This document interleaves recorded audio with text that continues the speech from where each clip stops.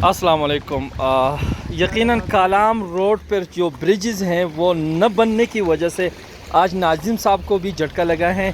आए नाजिम अंसारी साहब से पूछ लेते हैं कि इनसे क्या नुकसान आपका हो गया। जी नाजिम साहब। बिस्मिल्लाहिर्रहमानिर्रहीम। ये तो आपके बिल्कुल सामने है। असल में जो हमारे यहाँ पे जो कंट्रैक्टर्स हैं ना, बड़ी अजीब बात है। हमारे एसी साहब रोज़ यहाँ से गुजरता है, हमारे डीसी साहब के यहाँ इस रोड पे आना जाना होता है, हमारे डीपीओ साहब, हमारे जितने भी ऑफिसर्स लोग यहाँ से उनका रोज़ आना जाना होता है। बड़े अफसोस से मैं कह रहा हूँ कि 2 साल हो गए इस रोड के ऊपर काम हो रहा है, लेकिन इतनी किसमें जरूरत नहीं किसी ऑफिशियल में कोई बात करे कि भाई इतने बड़े बड़े खड्डे यहाँ पे बने हुए हैं, यहाँ पे गेस्ट भी आ रहे हैं, यहाँ के लोकल लोग भी जा रहे हैं। अभी आप देख, मेरी साथ ही गाड़ी पर्सनली ये देख लें, यहाँ पे नीचे उस खड्डों की वजह से पूरा नीचे से एक पार्ट शेल्फ जो ना वहाँ पे गिर गई, यहाँ पे रह गई मेरे से।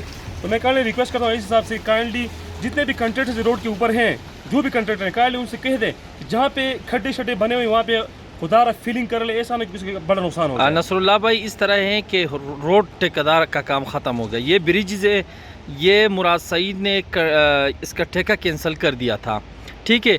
अभी ना वो रीटेंडर करते हैं और ना इनको संभाल सकते हैं, तो उनके लिए आपका क्या पैगाम है कि खुदारा ये काम मैं क्या पैगाम दूँ। और मुझे सुनने में आया कि ये पेशावर बीआरटी जो बनते हैं ना, जब उनका पुल मुकम्मल हो जाएंगे उनके बाद जो कालाम पुल है वो शुरू हो जाएंगे। इसमें सदाकत है कि नहीं? ये लोग वैसे खैर ये तो सुनी सुनाई बातें, क्योंकि प्रूफ जब बंदे के पास ना होते बात नहीं होनी चाहिए। असल में ज्यादा टाइम लग गया ना, तो हम देख रहे हैं वो तो मतलब मेगा करप्शन का वो एक। लेकिन आप ये भी कह सकते हैं कि कालाम का बीआरटी भी है। बिल्कुल, कालाम का बीआरटी हालात है यहाँ पे।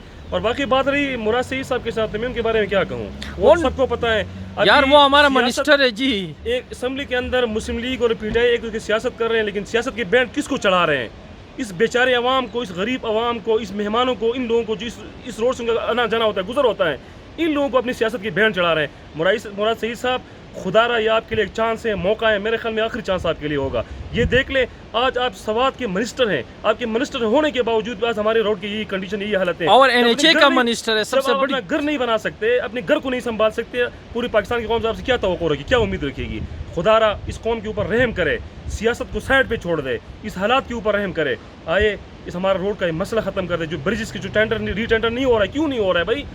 रीटेंडर करवा दे उसका। 1 साल पूरा हो गया कि अमीर मकाम से इन लोगों ने वो ले लिया बाय थ्रू अदालत, लेकिन 1 साल में ये टेंडर नहीं कर सकते। ये क्या कर सकेंगे? मुझे पता है ये लोग टेंडर करवाएंगे, कब करवाएंगे? ये हमारी सियासत के शुरू दिन से ये यहाँ पे सिस्टम चला आ रहा है। जब इलेक्शन के दिन नज़दीक हो जाएंगे, ये लोग घर जाते वक्त ये खुद ब खुद टेंडर भी हो जाएगा, फिर ये टेंडर कर लेंगे, लेकिन लोगों का खाना ख़राब करके।